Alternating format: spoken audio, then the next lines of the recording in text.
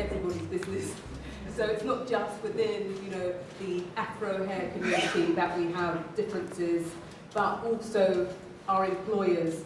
And I get the impression that somehow many of us know that. But let's go over to you first, Tara, when you did that report. And in terms of your own choices of hairstyle, when did you decide how you were going to wear your hair, and what made you come to the decision?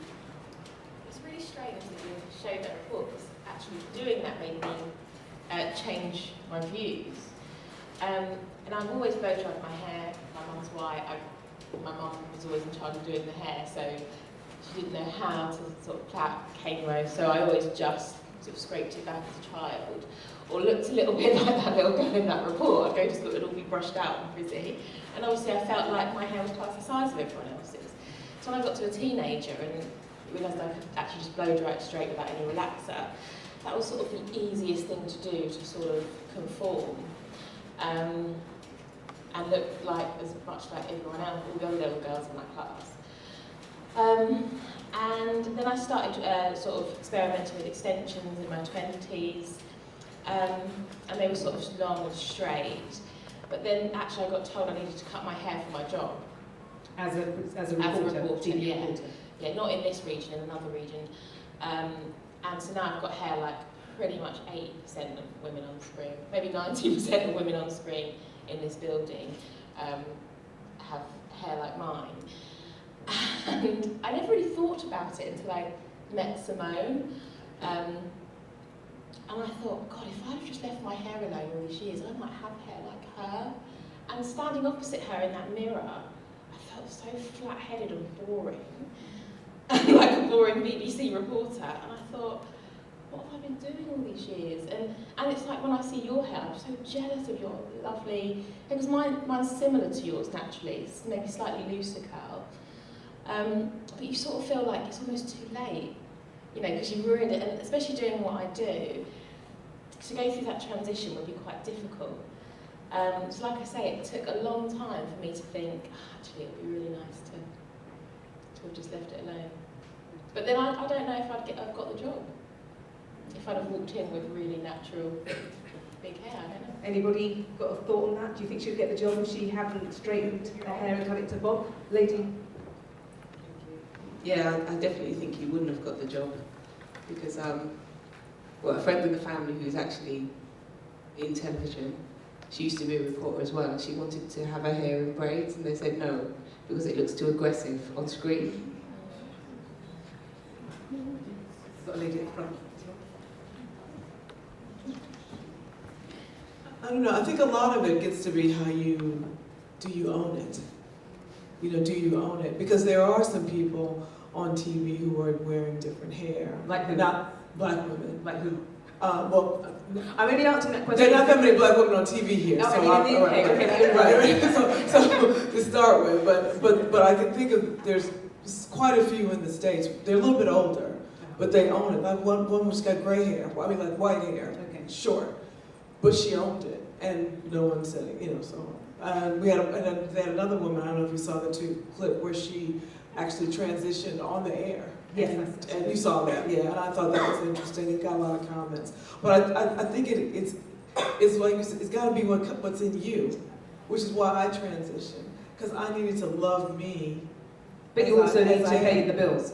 I do need to pay the bills, but I was late to do it. But what I'm saying is, I think looking at the younger girls and seeing how they walk around with their head up and they're projecting a confidence and a love of themselves, that makes them get the job. I do understand what you're saying. Let's move over to Pauline. If you can, Pauline Long, introduce yourself, tell us a little bit about your background. I'm one woman on television, this kind of hair, and I absolutely own it. I absolutely love it.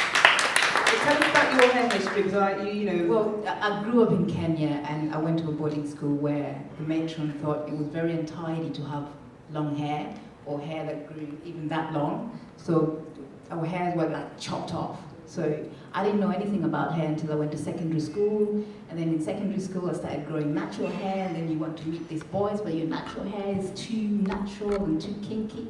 So I started using relaxers. And then later on in my 20s, I started wearing braids because it was in fashion in Kenya.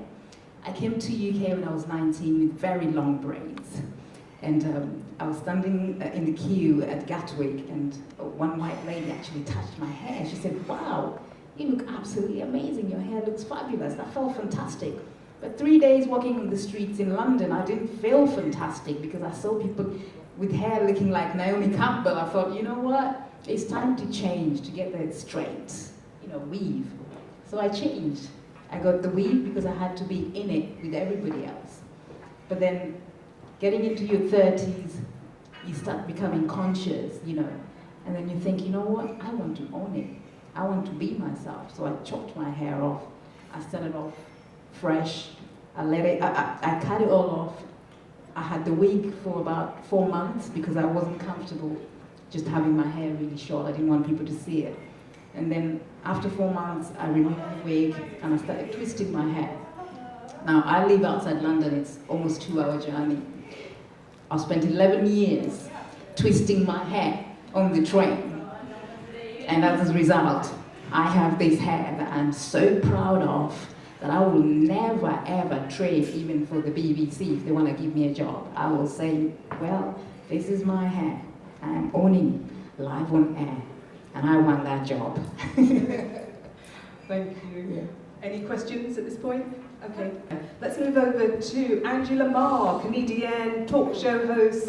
You've been on stage for years, even with your cardigan. Well, this is my natural hair now. I've been transitioning for a while. I started off with, the cardigan, and maybe was watching Charlie's Angels and wanting our hair to move, the pressure. We didn't even think it was pressure, we just thought that's what they did at school. When the boys were running after Tracy at Kiss Chase, and my hair was in China lump and I wasn't there looking. So we have been bullied with our hair from every angle. And sometimes I'm really bored of it. Sometimes I feel like, for crying out loud, we're now moving into light skin, dark skin with our hair. And as black women, we need to kind of come together and say, what stage are you at? Because if you have natural hair and you love yourself, and I wear a wig, it's not like I don't love myself. It's, the balance is to be there. When I had natural hair, I had locks for 8 years, I've done weave, I've done every hairstyle possible. Not because I was looking for myself, because I have got myself and found myself a long time ago. So when people say to me, oh, you've got locks and you've got natural, or you've got wig, or you've got whatever. Sorry, we're filming here. Filming, please. It worked. It's all right. We're transitioning. So for me, what I have done is my hair is my hairstyle. Hair for me is like shoes. Today I'm doing this, tomorrow I'm doing curly, and my self-esteem is not built on my hair. My hair underneath is a big old afro, natural. And sometimes I take it out, and sometimes I don't. Not because I'm ashamed. And this is the thing, the balance. When I see some of the women here, how natural are you before you come into an event? Maybe somebody needs to come into an event to find out how they're treated. We can't be restricting ourselves in this arena. We are fighting a different battle all the time amongst ourselves, and I think our hair should be something that we'll be able to put over there and say, that woman, she's got natural hair, I hope her self-esteem is high. That woman's got a weave, I hope her self-esteem is high. But we are being judged by the outside as well as the inside, though. But why do we care? When a woman comes up to me and says, can I touch your hair? I say, you can't touch my hair, because you know what? Anyone, unless you know me, then you don't walk up to someone and say, oh, can I touch? I've got to break it down for you and say, I'm not comfortable with that. No, I don't like white people.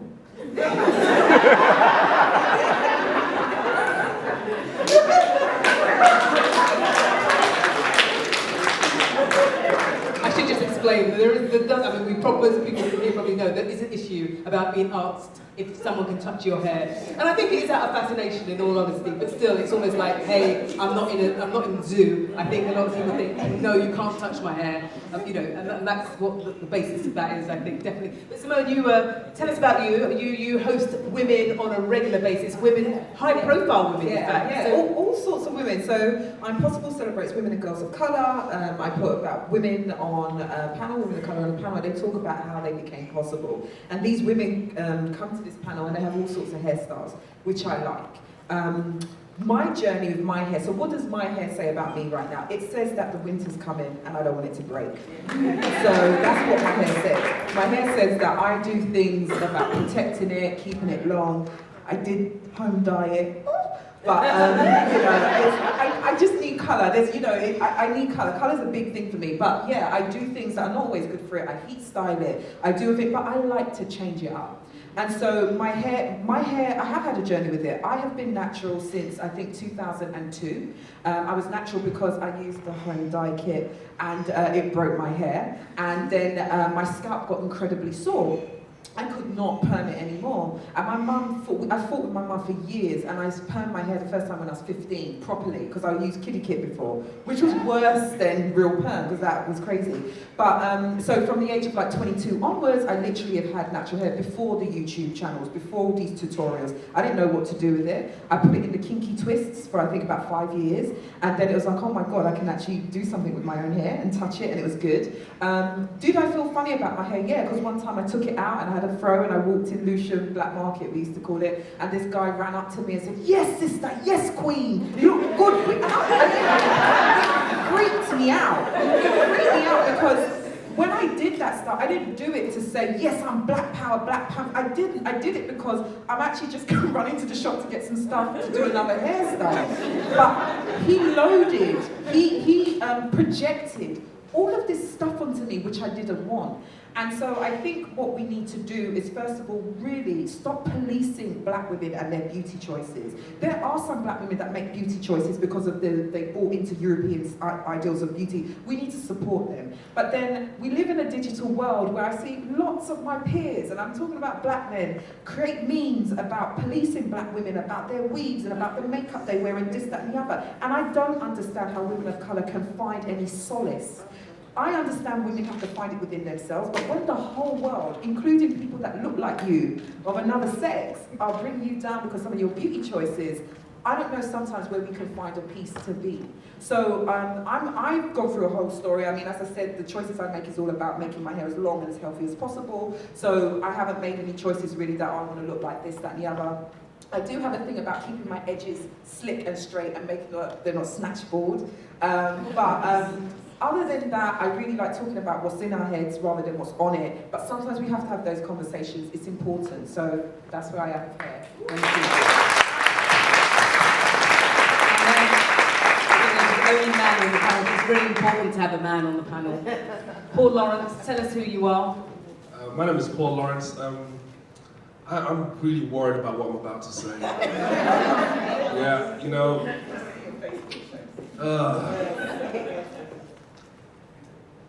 You know what? I think. Tell us, you work with young people as well. I work with a lot of young people. One of the things I do is I work as a member of the 100 Black Men of London, where we work with young men and young women. I'm also the primary trainer for Urban Synergy and their mentoring program. My mentoring training program for training of mentors is without doubt the most used one in London. If you go to almost any of the sensible mentoring organizations, and I can say that in anywhere, they have been trained by me. And before I go into the topic we're here to talk about, the primary component of every single worthwhile mentoring program that I've ever come across, including the ones that I have nothing to do with, is about self-esteem and self-identity. And us as adults, it's very easy for us, having gone through the trials we've gone through, to be able to process and get to the point where we can speak like Angie, where we can speak like Simone. It's really good for us as adults to get to that point. However, a lot of our young people haven't done that journey yet. And so my standpoint, you know, and it's a developing standpoint, began this way. I asked myself, if when a woman decides to go out, or when a woman decides to dress, if a woman decides to do her hair, what is her objective? And in my view, and I'm ready to be corrected, her objective is for her to look good, feel good. Yeah? So I asked myself, and this is how I reason, I asked myself another question.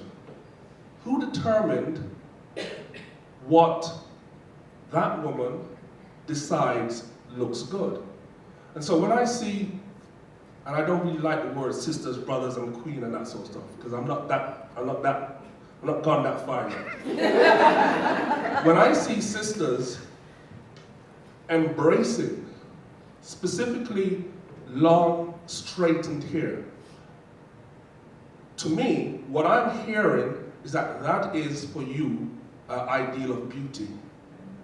And I question, yeah, I used to be a lot more harsh. Yeah, I didn't use a question. Yeah, I question what it is that has made you decide that that look is beautiful. And I'm not saying you're wrong. I'm just asking you to ask yourself, why have you asked that question? I asked myself the same thing. Let's make no mistake. I asked myself, why do I feel that the way I dress makes me look acceptable? And I keep coming back to a very basic reason. Because this is what the predominant society in which I live has told me looks good. Now, I can wrap that up 100 million ways for you guys, but actually that's what it boils down to. So when we hear about what the preferred look is on the BBC, when we go to Fox, when we go to CNN, and we look at the drones, the duplicates of the type of people that they spit out, what it is sending a message to our young people. And let's be clear, as adults, we may have processed this, and we may have come out and we've dealt with it. But to our young people, it is saying, and I've heard it from the guys who were here before, I've heard it from the ladies here now. What our young people are being told is that to be accepted, and I'm not just talking about to be socially accepted, I'm talking about to have the confidence that this lady says she has, but for a 21-year-old to have the confidence to walk into corporate London, to walk into the square mile. We got kids who don't even want to leave Peckham. They don't want to leave their ends. And when they look around them, they see the people who go out to the square mile, to the people who they're aspiring to, they all look a certain way. Ladies and gentlemen, all I'm saying is there's a message that is coming from society which tells our young women, but we're talking about the women today, the guys have a whole other bunch of issues, that tells them you have to look like this. This looks good. But can I ask you, Paul, the chicken or the egg? Are we, based on what you're saying, are we creating that expectation? I think the good thing is that where we are now, even the beauty that has been imposed upon us, we own it. So when I hear people like Angie talk, I'm like, yeah, fair enough. We own it. But there's still a gap, there's still a group of young people who haven't made that transition yet. They're still just droned into it. And there could be nothing more superior for a person. I don't have the option no more. But for a person to be able to look in the mirror, look at the way they came out, and think, yeah, you know, people say I'm arrogant, but I just think I look good. Okay, but I understand what you're saying, and there's lots of very, very good points. Anybody want to respond to anything that Paul said before I'm going to answer another question? Because there is this thing about, as you say, the square mile and being professional. Is there such a thing as a professional look? I'm going to ask you first, and I'm going to go down the panel. Is there such a thing as a professional look? In my other life, I've worked in the City of London since 1989. Most people have no idea what I do for a living, and that's probably the way it's going to remain. And I've worked in the City of London since 1989. I moved from the city to Canary Wharf. I now work out by Heathrow. And I can tell you, woman after woman, black woman after black woman, yeah, I would admit that in the last, say, 2-3 years, I've seen a few more natural, but they're all drones, they all look the same. And the look is not different. It is not an accident. Simone, I can see your... Yeah, it's just something I want to add. When you were saying there was 2 things about their choices as to why they want to look like that, I want to add in, and being somebody who understands with female empowerment, I think we have to be really real about this conversation, that if you're a heterosexual woman, that you're also dressing to attract the other sex. So a lot of your beauty choices are made around that attraction, or what you think they want to see. And you hear it in songs, you hear it in songs about what they like, what men like, that you like, and you will see what they post on their Instagrams. And if you don't look like that, you might start making beauty choices that are around what that person looks. So the pressure on women from not only what the people that they want to attract from, but from what society is saying, I think drives a lot of beauty choices. I think, there's this whole process of decolonizing your mind, which is more about, taking the racism out of your choices. But there's also something we've got to do about depatriarchizing your mind as well. That's not a word, I know. But, just basically not letting men be forward and center. And I think the conversation, yes, it is about black women, but I really, really, really want to have a conversation with black men and what drives them to say, team lighty or team this and team that, because those are the things I think that harm us all. And I think unless we start unpicking that, this hair stuff is going to carry on. Wow, there's a lot in there. Sorry. Anybody got a comment to make about that? Does that mean everybody? Oh, okay.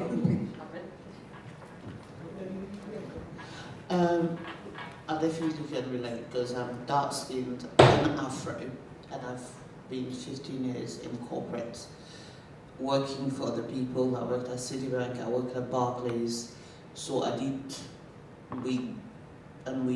felt under pressure to look that way, to even get screened by agency for them to accept, to even put me forward for some jobs, and there were handbooks about what they felt would be a tick in a box. And they would say, yeah, you look perfect, your nails being done a certain way, your hair being done a certain way. They won't tell you, but it's true that when I worked in the city, I certainly not would have thought about walking through the door with my quite present afro. Now I work for myself, I can do what I want, but I've been natural in my life. The second thing I was going to say is, in my late 30s, I definitely can relate in terms of men in London having a hell of a lot of issues with dark-skinned women, and certainly advising me to do something with my hair. So it's not very good. I'd just like to apologize on behalf of all of those men, but I want to reassure all of our women that not all of us are like that, and where are you? Say again? Where are you? Because social media, and I'm quite active, they are voicing. Unfortunately, I'm taken. However, there are brothers, and you know what? I think what we get in every situation, we get what we call a vocal minority. We get a group of men who I see them to. You're not exaggerating. And what Simone says, it's not a lie. Yeah? And all I can say is, it's real, but the bottom line is, there are more and more men who are now very, very happy, very, very confident. I'm not going to say you're old, and I know Marvin over there is nodding away, but Marvin, your generation, yeah. Is it the same thing? I would have thought it was getting worse rather than better. That's just from where I'm standing. I don't think it's getting worse, and I don't think it's getting any better, but there's definitely a line of what people do like and what people do find acceptable. And what do they like? What do guys like? Be honest, tell Light us. skin, long hair is I'm gonna speak for me walking through the door every day, being single. I've been single for a while, and like black men, I have a preference. They tend to You prefer. like what? Sorry? I have a preference, I would say, but I'm colorblind, but I would say that it's easier to find a white man who likes black women as they are than finding a black man that say all the time, oh, you're so brave. And that's literally 95% of the time. You're so brave. For embracing that because they think I'm a militant, whereas I just happen to have a big afro and it's not a message, but they think I do it for a reason, but they would admit that they prefer straight hair. You know, right now we've got the Kardashian phase right now, and the Kardashian, they're going to be the representation of black women. You know, this is where it's heading. And the saddest thing is that the divide that I was talking about was that when we see some of your natural hair, and I have my weave, and I see your complexion, you see my complexion, my role is to endorse you publicly. Your role is to endorse me publicly. Now, this is the problem that we have, is that we have to defend ourselves as black women in general. So that when we hear a black man saying, I prefer light skin, we need to pull him up. We need to be able to say, what are you doing? We're not having that conversation. We're just sitting there quietly, and black men who are not with a light-skinned woman are being judged. With a dark-skinned woman are being judged. We're in hell if that's the case. We're in a serious place where we're talking about our hair. We're not talking about ourselves as black women anymore. We're talking about our hair. We're talking about our skin colour still. It's exactly where I began. Where I began, and this is where I am, is I'm working with young people, young boys who team lighting, young girls who will go through all, because they want to attract the boys. All it is. So it's all good and dandy for us to process it in that way. But we have our young ladies who, when you ask the question, what would you tell your 10-year-old self? I need you guys to come out and talk to them. Because at the end of the day, they're not hearing this message. The young girls are not hearing this message. They're seeing, what can I do to attract that boy? It sounds like the light skin, dark skin thing has transferred itself to hair, because now you can therefore switch your hair to a longer length or a big, fuller body or a different colour and be more attractive, supposedly. So are we saying this is all about boys? It's not just, I think Simone hit the nail on the head. This is about acceptance. So whether it's the boy, whether it's the job, whether it's the way your friends are going to look at you, whatever it is, what they're trying to do is be accepted. You got to work. You want to get a job. You want a boy. It's natural. So you're doing these things because you think it makes you look better. I know Pauline's been I've been trying to say something for ages. I'm like, I'm here, hello, don't hear me. No, I just want to add on to what Paul said earlier on. I work in a film studio where I'm a music video director and producer, and I work with so many young guys. And I must say that the pressure on young girls at the moment, and even young women, is a pressure that we create for ourselves. I know that because a lot of the times I have conversations with these young guys like yourselves, and they say, you know what?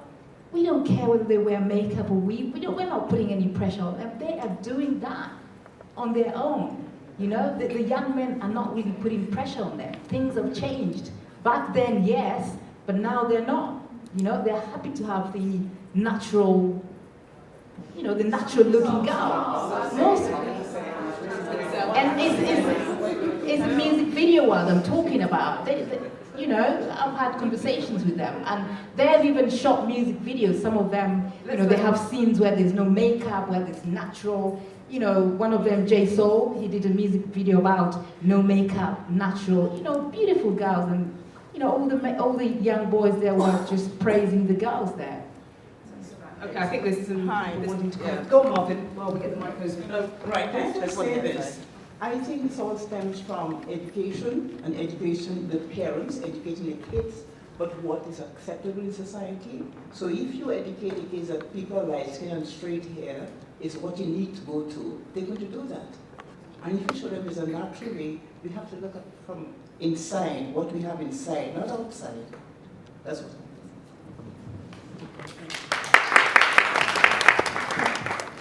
definitely right about what you're saying, because there is a very big handful of guys out there that don't give a damn if the girl's got makeup, Really no don't. makeup, natural hair, whatever. But you did say a handful. Yeah, no. No, a big. There's also, because I deal with clients every single day, and there's a lot of them that be like, oh, my boyfriend don't really like me wearing weave anymore. But it's like, okay, so when he saw you in the rave, and you were wearing your short dress, and your 30-inch weave, and your clothes are with no edges out, and your face beat to the max, now he's trying to strip you down of all of that. There's a whole nother something going on there. There's a whole nother show about, you know, getting the partner and then trying to change them. But no, that's an interesting point you're making. Is there anybody else? I know this lady at the back there wants to make a comment. Can we get the mic over? I've got the mic. You know, I just want to make a couple of comments. Do any of you watch Being Mary Jane? Yeah. So did you see that episode when she took her hair out and she was really upset because she was like, oh no, I can't go on TV with my hair as an afro, and she got her niece to come and kind of reweave her hair. And I think a lot of people kind of feel that way as well. They're like, oh no, I can't go out with my kind of hair natural and looking like that and things. And I think a lot of people related to how she felt, which I felt was quite sad. And I was on the train actually 2 days ago, and I remember there were these young school kids on there, and they were kind of making jokes with each other. And one of the boys turned around when he got upset with the girl and said, shut up with your fake hair. And I felt like, what? It was another little black boy to a little black girl. And I kind of just thought, well, you've grown up in a black household, you might have sisters, you have cousins and things. So why are you dissing your friend on the train in front of everybody about her fake hair? And one of the things that I always get upset about is that people are ready to kind of say negative things about black women with fake hair, but white and Asian people wear fake hair just as much as black women. And I don't understand why that's never discussed. I think they've always been bullied. That program that we just saw, Good Hair, it's just constantly laughing at us. Yeah. It's just laughing at black women and their hair, and everybody's on this thing. But if we turn it into bullying, people might sit up. Rather than go quiet, we need to turn it into harassment and bullying. I'm glad you said this. It's about solutions, about turning it around. So I was going to ask the question about, so is it up to our employers or people that we're doing business with to determine how we look? Or is it about us being brave, maybe? It's sad that I say we have to be brave, but being brave and, doing what we think looks right. But even in saying that, there are I don't know that within, especially with Afro hair, we've decided what is professional and what is not. I mean, this young lady that I took a picture of, I saw her in Oxford Street and I was just like, wow. But I don't know that she can turn up for a job with her hair like that. And it's not because it's, sorry? Well, I'm talking about sort of, where you have to be formal. I'm talking about formal because I think that's the issue for many people. Nisi. Sorry, I've got a comment to make. Thank you.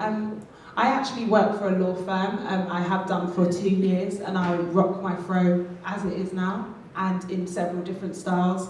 I attended my interview with my hair pinned up in a sort of tapered do. So in a professional style? No, it was just pinned up like this, so it looked like a mohawk, but it wasn't coloured. Yeah. But that was when my hair was a lot more shorter. It's grown a lot in those 2 years. But I wear my fro. There's days when I throw it out even larger than what it is now. And people are fascinated by it from time to time. I have my boss who gets confused the amount of different styles he sees, but he just goes like this, and then he just tells me what needs to be done, and then we get things done. But at the end of the day, I don't get questioned about my standard of work because I deliver every single time. And it feels good to work in an environment where I can do that confidently and not worry about my hair being a subject of conversation as being inappropriate. And although it stimulates conversation for people that are curious and they want to know more about it and how I can wear it in different styles, it's just one of those things where you have to kind of take ownership and own it. And it can be hard in a corporate environment. I mean, there's one girl in my office, one day she said to me, when my hair was out, just after I took it out from a protective style, I had it 2 days in a row where I sort of pinned the sides in just because I wanted to try something different. And then the third day I wore it just out like this with a side part. And she said, oh, you didn't do your hair? And I said, darling, my hair is always done. It's always done. you know, and the guy that sits opposite me, he's of mixed heritage, but he has curly, massive hair that bounces when he walks, and she's like, oh, both of you look the same today, and we both just looked at her, we both looked at each other and just thought, oh, again, you know. But it's one of those things where, you know, the ignorance is there within some people, but for us, we both know we're good at what we do, so it doesn't matter what anybody thinks, and I think the more that people embrace that, the better, you know, working profiles people are going to have and better experiences, really. So I will just ask Tara, is that easier said than done? I have to say, what you said about owning it, that's very hard when you're 23 years old, you're desperate to get in the industry, and you're sort of working for free for 15 hours a day. I mean, it's really easy now for me to go, I'm going to own it, because I've got a staff job, yeah. But it's very hard in the end, for lots of different, you know, not just hair, lots of different things. And actually, I'm going to take a few months off in a few months, and I've decided that I'm going to only wear my hair natural. And if I decide that I like it, then I would wear it at work, naturally. But I certainly won't be told, you must wear your hair natural, or you must... Because I'm constantly told by black women, your hair's too white, you talk too white, you know. And I think one of the things about living in London, living in the modern world, is having the freedom to have my hair in a bob, or wear it natural, or whatever I want to do. We're going to be looking out for you. September, I'll be back to it, yeah. So. It's just a very difficult one. It's, you know, in a sense, Paul, you're saying that we have to create the change. That's the impression. I'm saying, Lady there said a very important point. I'm saying it is about education. The panel before us, for me, that was like revelation. To hear people who are in the profession talking about it at a really good, solid level about caring here, because we always hear black women say, you know, it's hard to care for this. These guys know how to do it. We need to educate ourselves about ourselves. Yeah? We need to educate our young people. The majority white community, they will get educated by osmosis. They will move. You know, once upon a time, the stuff that we used to do, that we could get away with, we can now get. I can now use my Jamaican accent in an interview. And I don't have to worry. Yeah? So what I'm saying is, it is about education, but it starts with us. We can't expect them to accept us in whatever form we choose to present ourselves, if we can't accept ourselves in whatever form we choose to present ourselves. That's why Angie can do what she wants, because Angie accepts herself as she is. And when Angie steps in, you got that presence. Yeah? You got no choice. Then you have Pauline. Steps in, shorter, different person, but she accepts herself. So the effect is exactly the same. We have to be able to transfer that to our young people. And then the conversation goes away. Until then, the conversation doesn't go anywhere. Because it's still about, are you trying to do something to be acceptable to somebody else's standard? Sorry, I just want to make a point. It's just something that, because black women of colour are so marginalised, I think they did a study about a year ago or something that showed that black women don't actually really take on the images in media because it's never been about them. So they define beauty on their own terms quite a bit. So just because of that resilience that we show by looking at Cosmo and thinking, well, these people ain't for us, so, you know, let me just go and get Pride, or whatever you're getting to consume, Ebony, all the rest of it. I think, and I'm going to always come back to this because I think it's something that is a lived experience for me, and maybe other people will understand. I think the real pain around our identity as black women and insecurity is that we don't see, and this is controversial, we don't see black men accept us the way that we accept us. And because we know the world is against us, but then turn around to our male counterparts and they're saying, well, you're X, you're this, and they're actually just repeating everything they've heard from society and these magazines as to what you should be. The crunch is that, oh well, no one's here for us. We're an island. And as much as this is a hard and uncomfortable thing to say, I want to have those conversations with black men. Because I've had a lot of black men say, oh yeah, I got, you know, I love natural hair. And I always say, how many girlfriends, what's your girlfriend's hair like right now? Okay, I'm gonna give you a very simple counter for that. About 10 years ago, that's how long we've been having this conversation, I found some research into the National Basketball Association in the US. And the question they asked was, quite simply, how many of the top 100 black basketball players were dating black women? Do you know that it was over 87%? However, when they looked at media representation of black basketball players, the focus was on the small percentage who only dated outside of their race. So what I'm trying to say to you is this: I don't get no props for dating a beautiful black woman. No one's gonna write on Facebook tomorrow, oh, Paul Lawrence is going out with a beautiful black woman. If I go out with a white woman, Paul Lawrence, oh God, that, and it makes something. So what I'm trying to say to you, I hear you, and I feel you, but what I'm saying to you is that there is a massive majority, all of my friends, every single one to the letter. I'm the only one still standing and not married yet. Yeah? And she knows that's coming. Yeah? All of my friends are married to black women, have children with black women. Now I'm not saying you don't have, you can't go your race. All I'm trying to do is redress this balance, this concept. We don't shun our sisters, trust me. But I'm talking about lived-in experience. I'm not saying that what you're saying is either wrong or not true. I think there's a generational divide around that. I think men of your generation were maybe a lot closer to loving black women and respecting them. I don't think that's a bad thing. What I'm saying is that I would like to have conversations with young black men about why they choose the things they do in terms of their beauty choices, their love choices. Why in our black-owned media, that if we are looking at love interest in a black story, that the woman's always light-skinned and the man's dark-skinned? Why do we even do it and perpetuate it ourselves? I would tell you this. Don't have the conversation with them. Have the conversation with their parents. Yeah, trust me on this one. I know it's hard. Trust me on this one. Children only do what they see and what they hear. I'm just wondering we like to think that they're making these random choices, but nothing is random. Okay, let's get the mic out there because I can see some hands going up. Cindy. Hiya. Hey. I think it's a good point. It's a very good point. And I've had this conversation with a friend of mine before when it came to like, it's going to be really random. Let's say a child has murdered someone.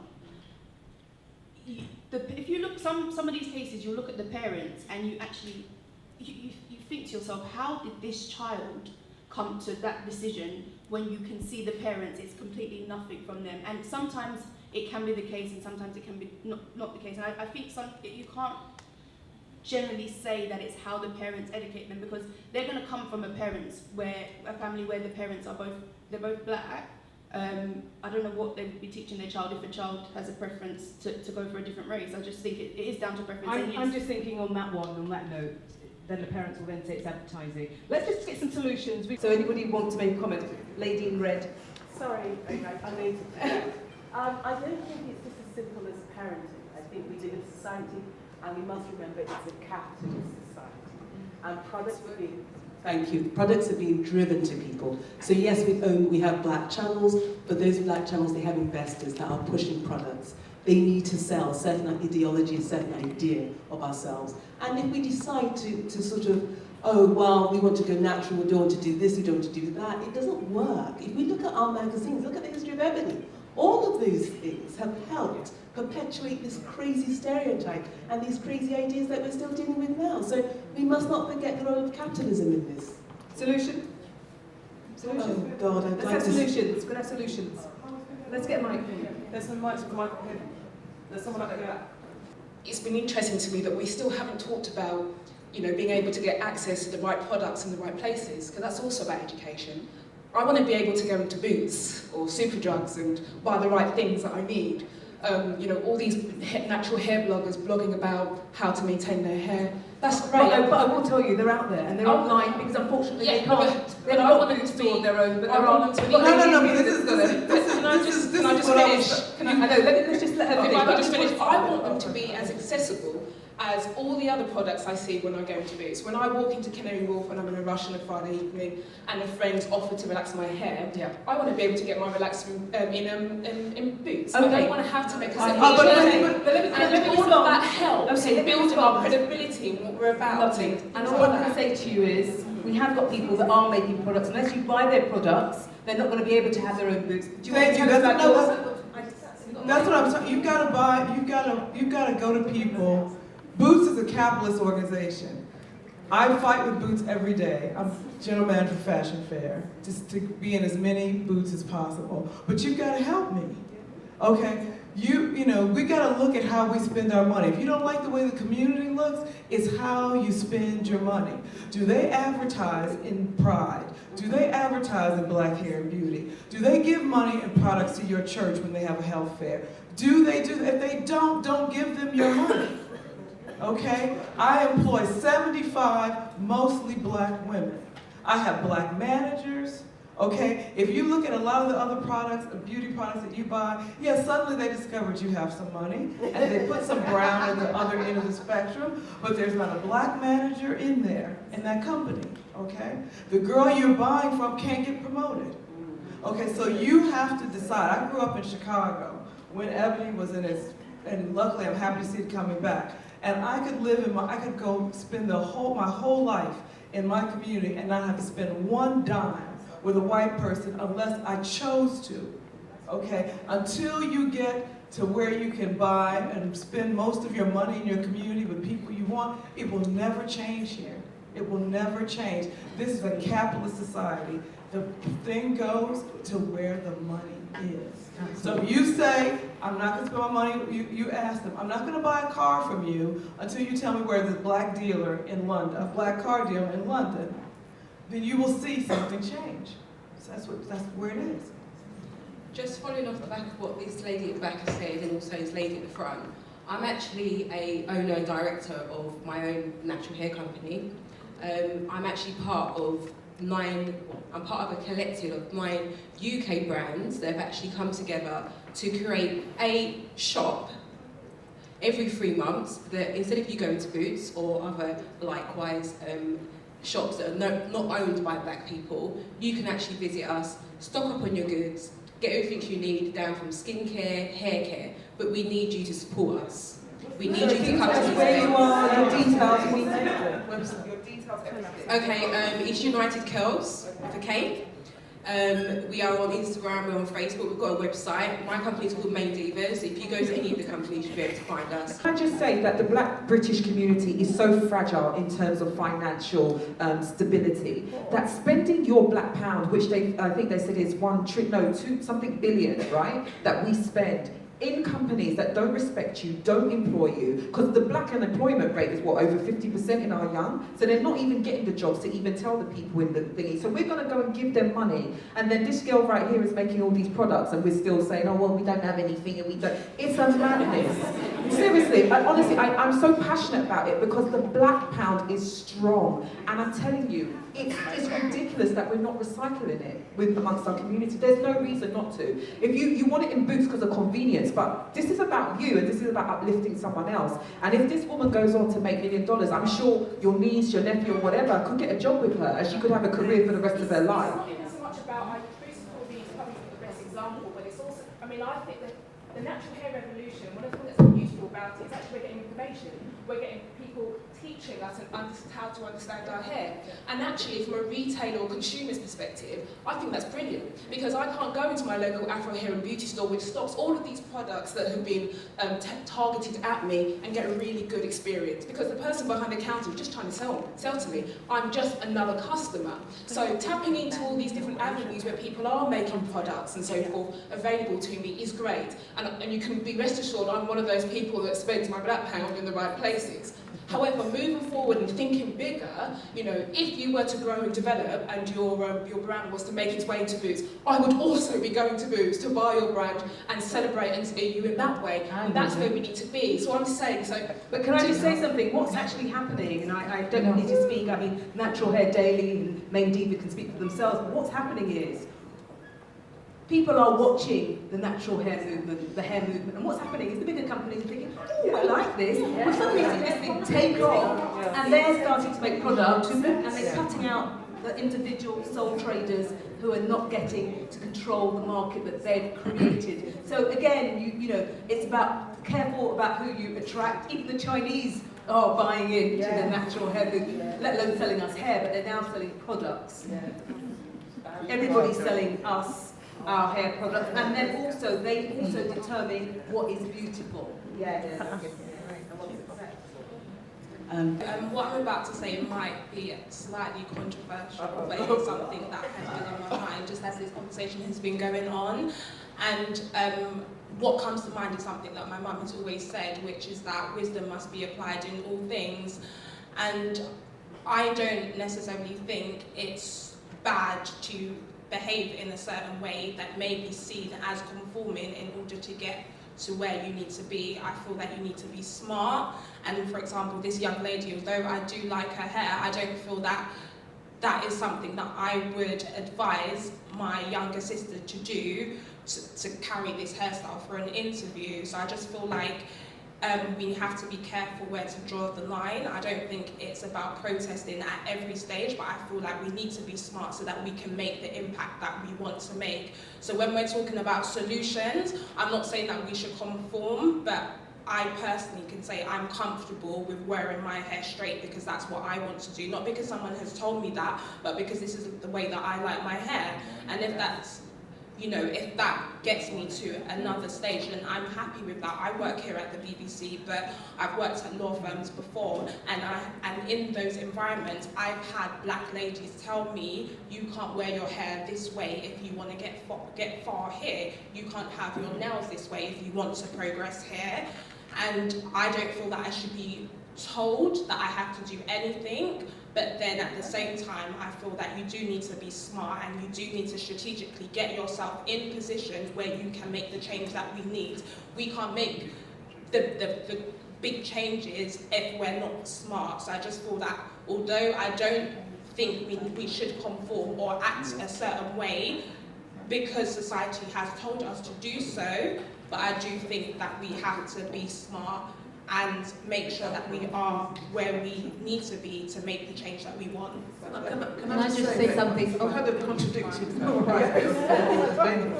to a certain degree. I think it is right to be clever and be smart, but I think we must really invest in our young girls when we build their self-esteem, that when they walk in to get the job, it's undeniable that they have the job as opposed to their hairstyle. And so once we start building self-esteem and confidence, this will be minor. And that's really important. So I'd be careful how we tell our kids how to fit into society. Can I just add on to that? I think the solution is to stop making our hair a subject of discussion, because in our black community we have so many things to talk about, like the confidence for the girls and the boys. I mean, what's my hair got to do with my intelligence? What's the young man's hair got to do with him winning the BBC Three? I think I'd only say that to not talk about something doesn't mean it's not there. It's not no, I'm saying making it a major big deal. I think it's a big deal. It's a big deal. I think it's a terribly big deal. Can I just offer a sort of counter solution to what you're saying? Because what you're saying is you have to conform because we need to get into a more strategic position. I'll give you a counter to what I believe you were saying, right?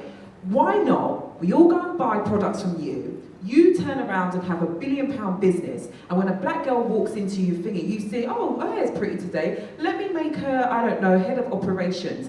And so there is financial stability going on there. And because this black woman understands what another black woman is about, and understands what's here and not what's here, that she gets employed. And then that financial stability becomes a generational thing. And what we've done, we've created a black business. I don't understand why it has to be, why the route out of this is to go into mainstream society that doesn't want you, has always never wanted you. It will take your IP, it will take your trends, it will take what you do as a black woman and make money off it, but you ain't gonna get that money. So why not, can we not gather ourselves, use our incredible IP, our culture, which is rich, which actually makes this world go round if you look at it. Black music is the biggest grossing music out there. Billions of pounds are generated and dollars from our culture, from our lived experience. Yet we're not making the money from it. You see this Twitter here? If we all tweeted that we had an amazing time tonight and we mentioned your business, we'll put that out there. Because what we do, go home and go quiet. We don't do this power thing. Right now, social network is powerful. Everybody here should be tweeting. Hashtag me and I will retweet everyone. So that everybody at the BBC knows that what Valley did here tonight was amazing. Thank you.